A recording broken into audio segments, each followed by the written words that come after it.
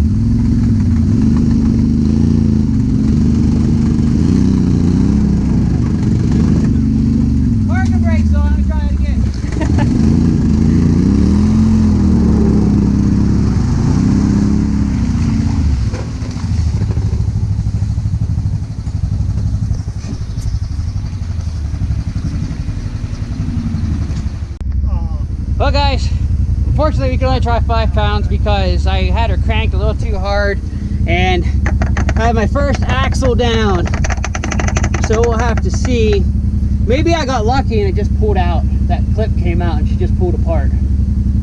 But what do you think? Do you think I got lucky or you think she snapped? We'll be positive, so I'll have to say yes. We'll say I got lucky. We'll have to get her back out and see what happened, but I'm not done with this mold hole yet. We are going to conquer this guy before we're done. But anyway, we still had a good time trying again. And Seth has a word of wisdom for me. We're going to have him say right now. Just stick with it. Stick with it.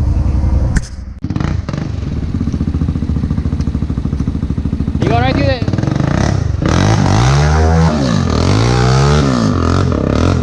Yeah, your rim's just spinning in your tire, Dan.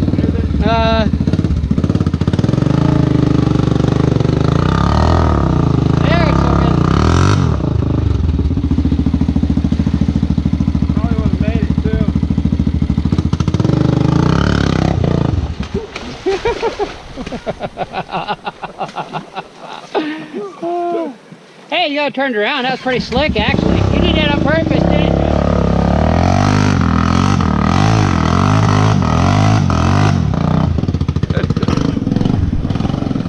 Well, that didn't quite go as I planned. I thought for sure I was going to finally conquer that mud hole, but unfortunately, I had a little mishap. Again, I'd mostly call that driver error and not machine error because I didn't realize my wheel was turned when I started to back up, and that wheel just caught that little rut right there and just bent it on around, overextended my axle, and then I hit the gas to get out of it, and thus is history, the axle. So it is what it is. You're going to have that whenever you're running larger tires and custom suspension. You're going to have things break, especially in the mud. That's just going to be the nature of it.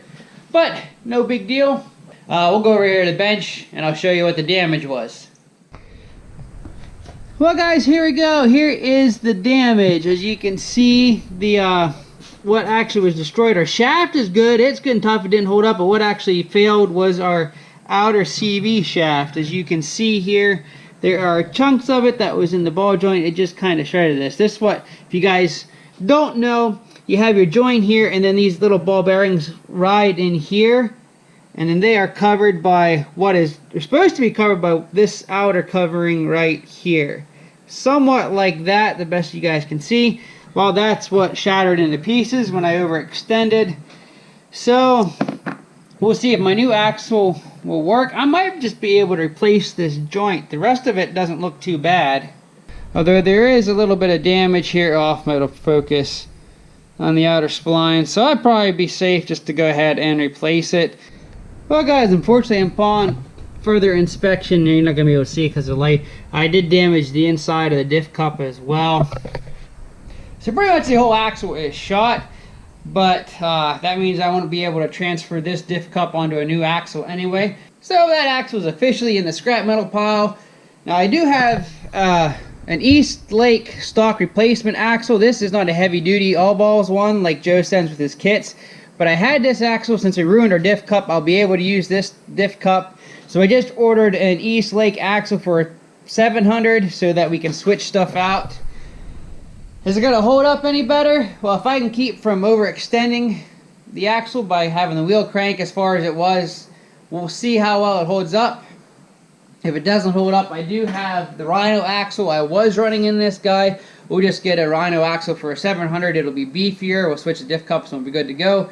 But these East Lake axles are only $69, it's around $60, $70. And since I already had the one, well, we're going to go ahead and use that. And we'll see how well it holds up. I don't know. It might surprise us. It might not. But we'll find out. So I'm going to go ahead and switch out the diff cups. And then I have, if I can find them, if you guys remember way back when I bent the A-arm on my Pioneer 1000, I put the Super HEV arched A-arms on there.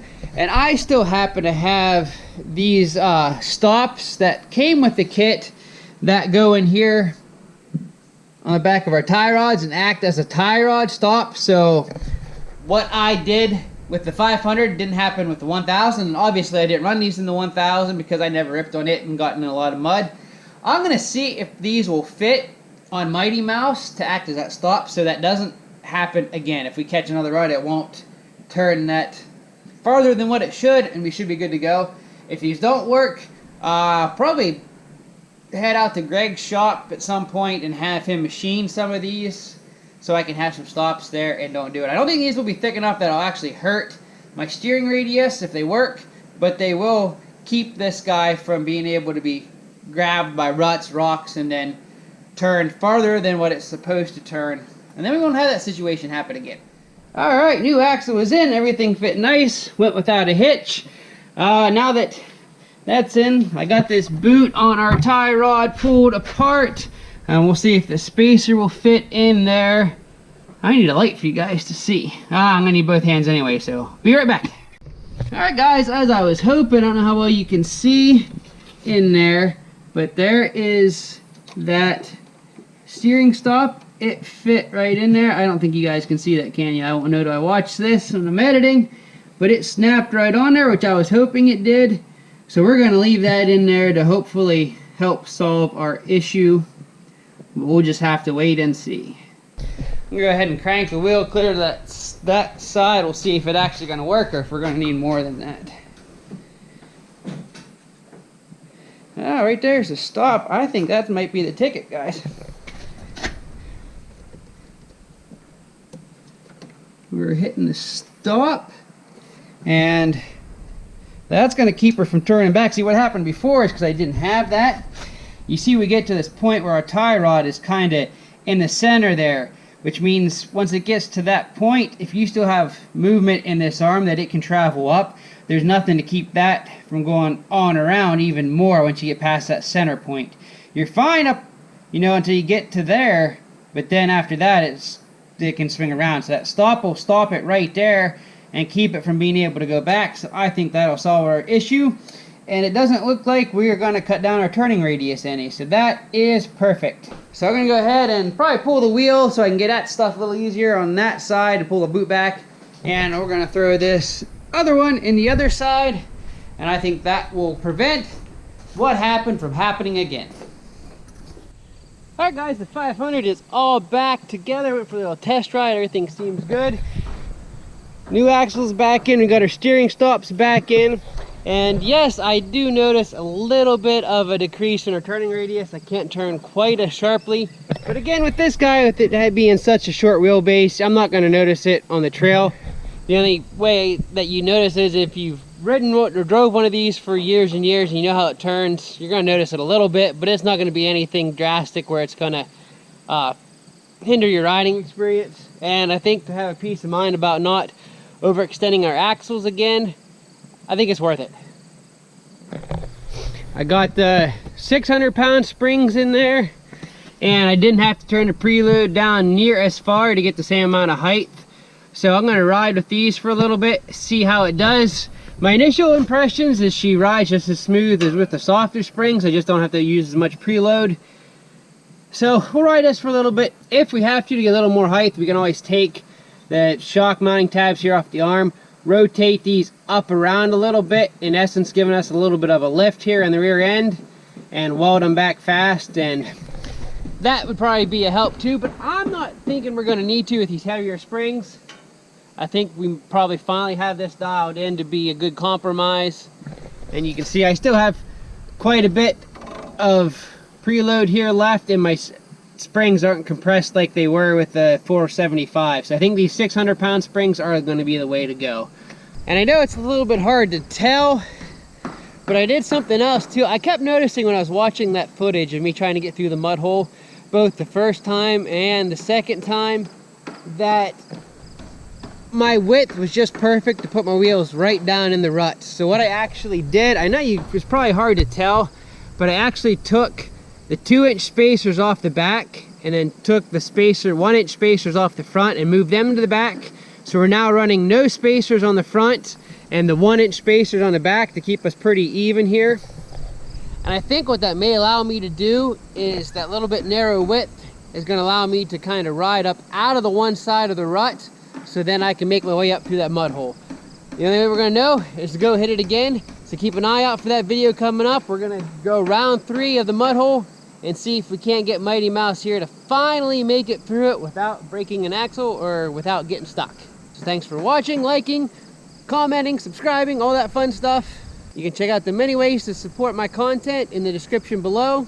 100% of your support goes right back into the channel and ensures that I can keep doing projects like Mighty Mouse, some good stuff we have coming up for the X4. As always, do it in hopefully an entertaining, somewhat comical way from time to time for you guys to enjoy. So again, thanks for watching, and as always, have fun, be safe, and keep on riding.